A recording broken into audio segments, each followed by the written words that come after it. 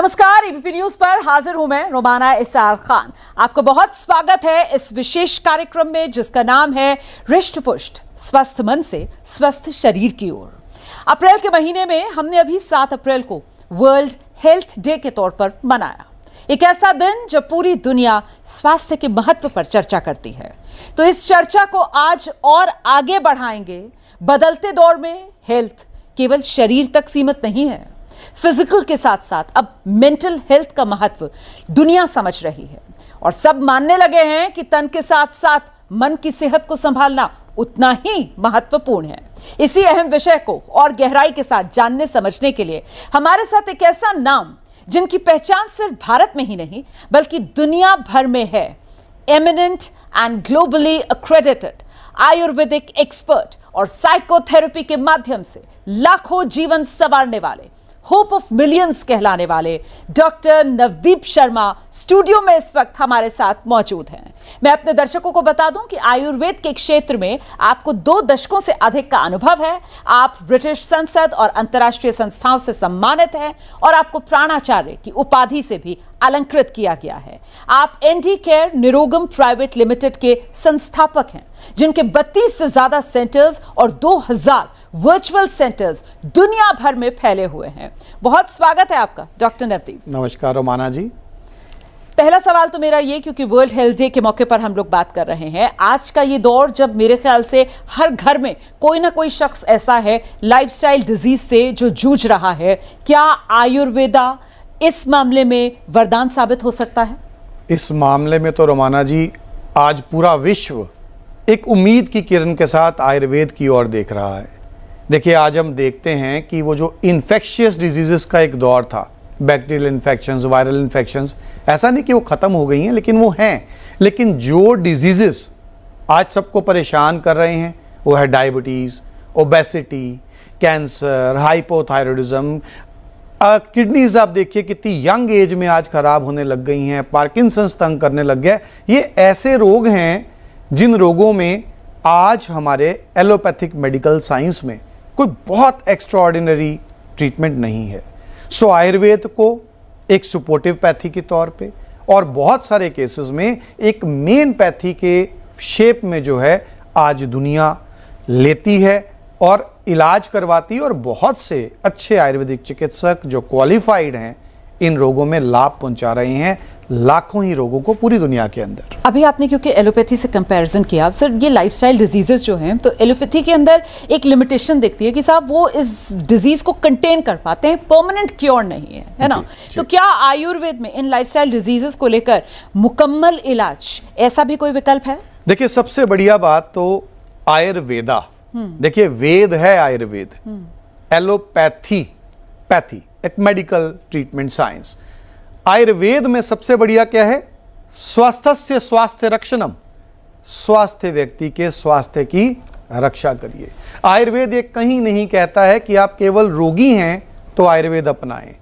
सही समय पर दिनचर्या, कितने बजे उठना है, कैसे उठना है, क्या खाना है, कब खाना है, कितने बजे सोना है, किस ऋतु में क्या खाना है, ऋतुचर्या, कैसे जीना है, आपकी प्रकृति वात पित्त कफ क्या है, उसके अनुसार आपने जीवन कैसे जीना है। ऐसी छोटी छोटी बातें अगर आप आयुर्वेद में अपनाते हैं, रोगों से आप वैसे ही बच पाएंगे। और जहां तक बात है परमानेंट सॉल्यूशन की, तो आयुर्वेद ये कहता है निदान परिवर्जनम। आयुर्वेद का ये मानना है कि एक रोग को ठीक करना है तो कारण को दूर कीजिए। आज जनरली हम एलोपैथी में जाते हैं, हमें अगर बुखार भी हो गया, हम डॉक्टर से पूछते हैं हमें परहेज क्या करने हैं, हमें कहा जाता है परहेज नहीं, बस आप ये दवाई खाइए। हम पेन के लिए जाते हैं, आर्थराइटिस है, परहेज क्या करने हैं, कोई खास परहेज नहीं, केवल हमें पेन किलर्स खाने हैं। आयुर्वेद कहता है कारण दूर करिए, निदान को दूर करिए। और अगर निदान दूर किए जाते हैं तो आयुर्वेद ये कहता है जो परहेज करता है उसे किसी औषधि की आवश्यकता नहीं है, और जो परहेज नहीं करता है उसे भी किसी औषधि की आवश्यकता नहीं है। क्यों? जिसने परहेज किया वो बीमार होगा ही नहीं, और जिसने परहेज नहीं किया वो ठीक होगा ही नहीं। सो डेफिनेटली आयुर्वेद आपको जड़ से रोगों का खात्मा दे सकता है, बशर्ते आप परहेज ज़रूर करें। अच्छा, हमने लाइफस्टाइल डिजीज़ेस की तो बात की, लेकिन आज की ये जो भागदौड़ भरी ज़िंदगी है, इसकी वजह से स्ट्रेस बहुत ज़्यादा हो जाता है। स्ट्रेस हो जाता है तो फिर मानसिक स्वास्थ्य जो है वो भी एक चुनौती बना हुआ है। तो तनाव, चिंता, अवसाद से जूझ रहे लोगों के लिए भी आयुर्वेद में समाधान है? आयुर्वेद की अगर हम बात करते हैं और अगर हम मानस रोगों की बात करते हैं तो मैं कहूँगा समाधान है ही आयुर्वेद के अंदर।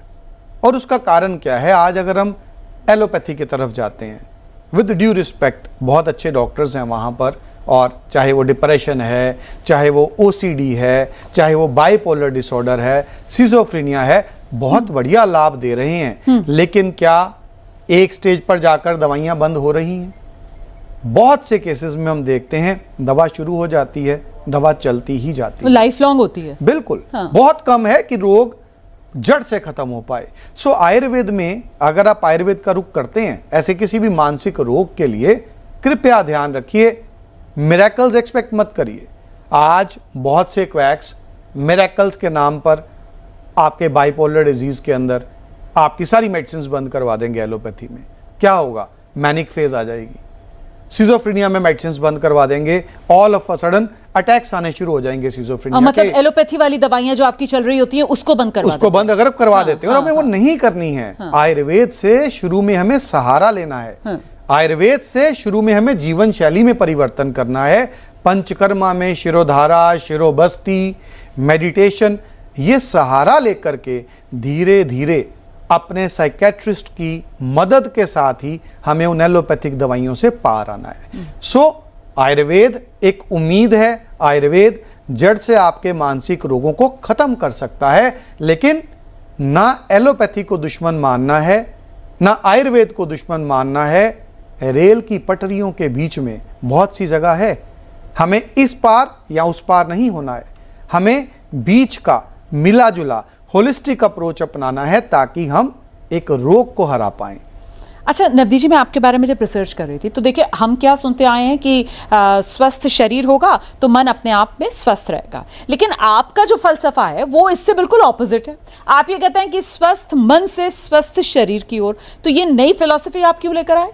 ये फिलॉसफी सबसे जरूरी फिलॉसफी है आज की डेट में समाना जी। हाँ। उसका कारण ये है कि आज की जिंदगी में दवाइयां खा खा के, बड़े हॉस्पिटल्स में जा कर के एक व्यक्ति अपनी आधी ठीक होने की उम्मीद वैसे ही खो देता है।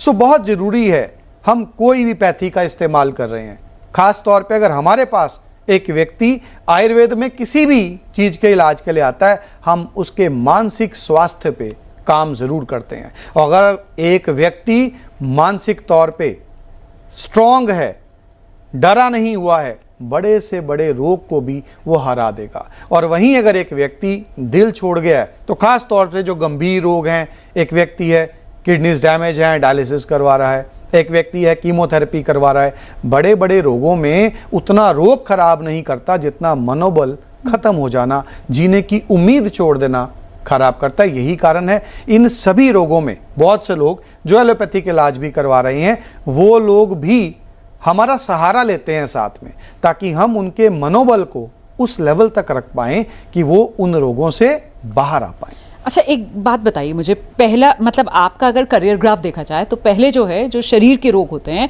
उनके आप इलाज पर ज़्यादा आपका फोकस था, लेकिन अब ये शिफ्ट दिखता है, मानसिक रोगों पर आपका खास फोकस रहता है। तो फिर ये शिफ्ट कैसे आया? ये शिफ्ट आना बहुत ज़रूरी था। हाँ। ये समय की मांग बन गया था। हाँ। जब मैंने स्टार्ट किया अपना करियर, किडनी डिजीजेज, हेपेटाइटिस, ऐसी बीमारियों में मैं लोगों को ज्ञान दिया करता था कि आयुर्वेद में क्या किया जा सकता है। मैं कहीं भी क्लेम नहीं किया करता था। मेरे बहुत से ऐसे वीडियोस थे जो वायरल होते थे, लोगों ने सुनते थे। धीरे धीरे मैंने देखा कि लोगों ने क्लेम करना शुरू कर दिया। ऐसे बहुत से लोग जो ठीक रह सकते थे डायलिसिस करवाते हुए भी केवल इसलिए खराब हो गए कि किसी ने गारंटी उठा ली कि हम आपके डायलिसिस बंद करवा देंगे।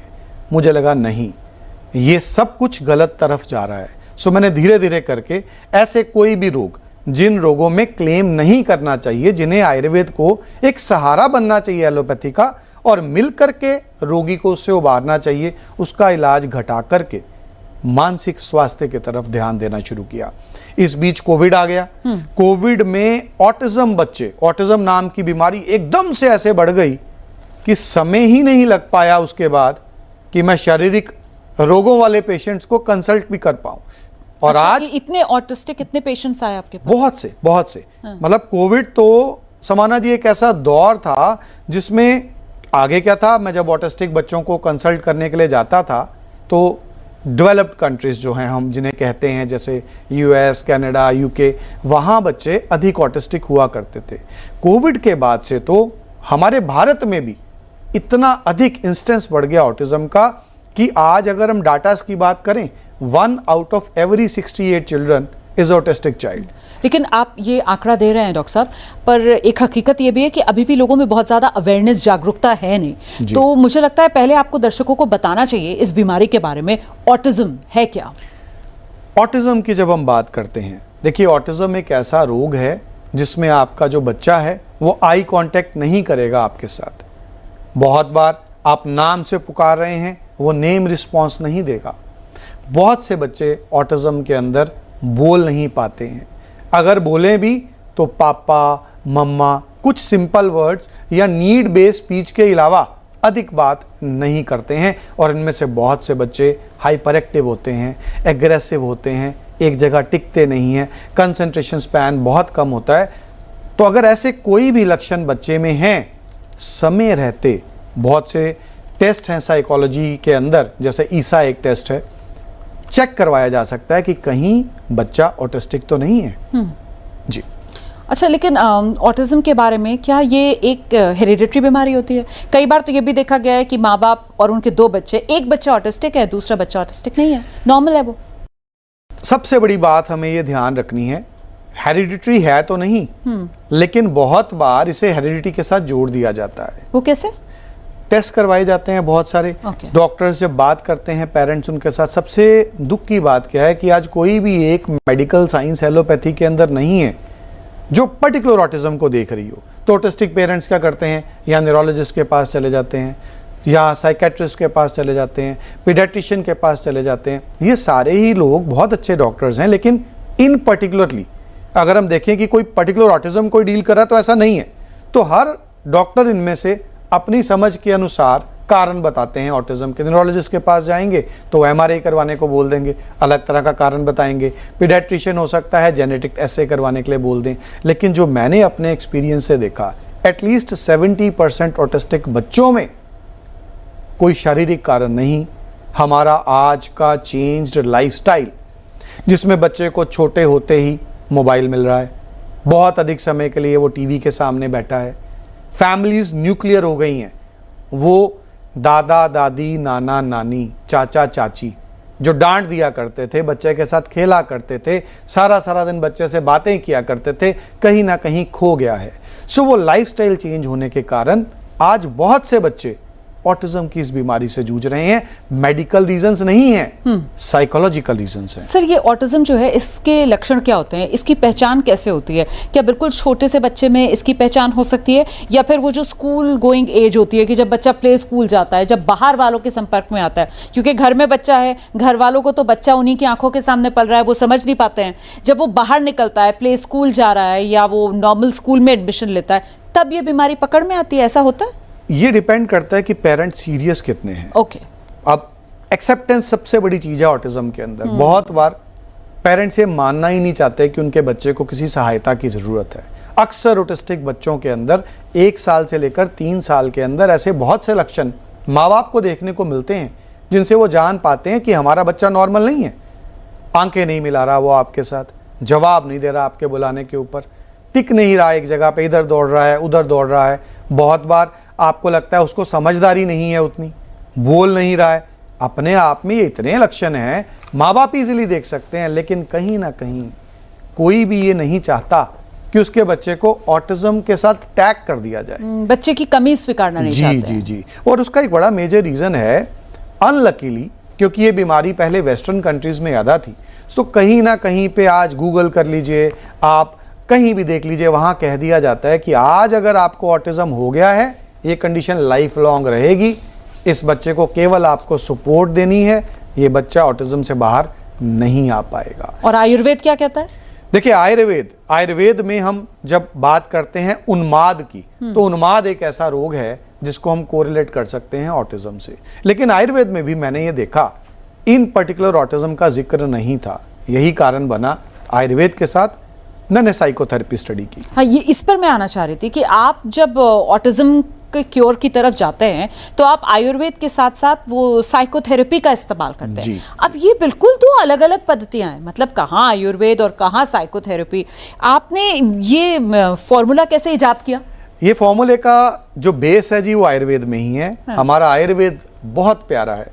आयुर्वेद क्या बताता है कि अगर चिकित्सा करनी है तो देव विपाशे, युक्ति विपाशे, सत्वावज्य, ये 3 प्रकार की चिकित्साएं आयुर्वेद में बताई गई हैं। इसमें देव विपाशे चिकित्सा है जिसे हम एस्ट्रोलॉजी बोल देते हैं, जिसमें हम परमात्मा की शरण में जाना बोल देते हैं, वो देव विपाशे है। युक्ति विपाशे जिसमें दवाइयाँ आ जाती हैं, पंचकर्म आ जाता है। लेकिन सत्वावज्य, मन को जीतना, मन की चिकित्सा जिसमें साइकोथेरेपी आ जाती है। सो यही कारण था कि जब मैंने पाया कि देव विपाशे चल रहा है, युक्ति विपाशे चल रहा है, सत्वावज्य मिसिंग है जो सबसे ज़रूरी चाहिए ऑटिस्टिक बच्चों में। सो सबसे पहले मैंने एमएससी साइकोलॉजी किया, फिर दोनों चिकित्सा पद्धतियों को मिलाकर के पीएचडी किया, role of ayurvedic herbs in psychological disorders में। आज मालिक की दया से मैं डेलेट स्कॉलर हूँ इसी सब्जेक्ट के अंदर। और आयुर्वेद और साइकोथेरेपी, इन दोनों को मिला करके बच्चे धीरे धीरे धीरे धीरे ऑटिज्म से निकलने लगे। अच्छा डॉक्टर साहब, कोई आपकी सक्सेस स्टोरी, मतलब जो आपको भी याद आती हो, जो आप यहाँ पर शेयर करना चाहें कि कोई पेरेंट्स आपके पास आए हों और बिल्कुल उम्मीद छोड़ चुके हो और फिर वहाँ पर आप वो रोशनी की किरण बनकर आए और उनकी ज़िंदगी आपने बदल दी? इंसान का सबसे पहला जो केस होता है ना, जनरली उसे याद रहता है, तो मैं शेयर करना चाहूँगा। मेरे मैथ्स के टीचर, नाम नहीं लेना चाहूँगा प्राइवेसी के लिए जी, मैथ्स में उनसे पढ़ा करता था। मैं नया नया डॉक्टर बना था। उनका जो बच्चा था वो बोलता नहीं था। मेरे पास आए, उन्होंने बोला भी तुम आयुर्वेद पढ़ रहे हो, इसमें कुछ है इसके लिए। हमें तब आचार्य चरक की चरक संहिता के अंदर मेद्य रसायन के बारे में बताया गया था। मंडूक पर्णी स्वरस प्रज्ञा शिरेन यष्टि मधुकस्य चूर्णम रसो गुडुच्यास्तु स मूल फल पुष्प खलु शंख पुष्पया।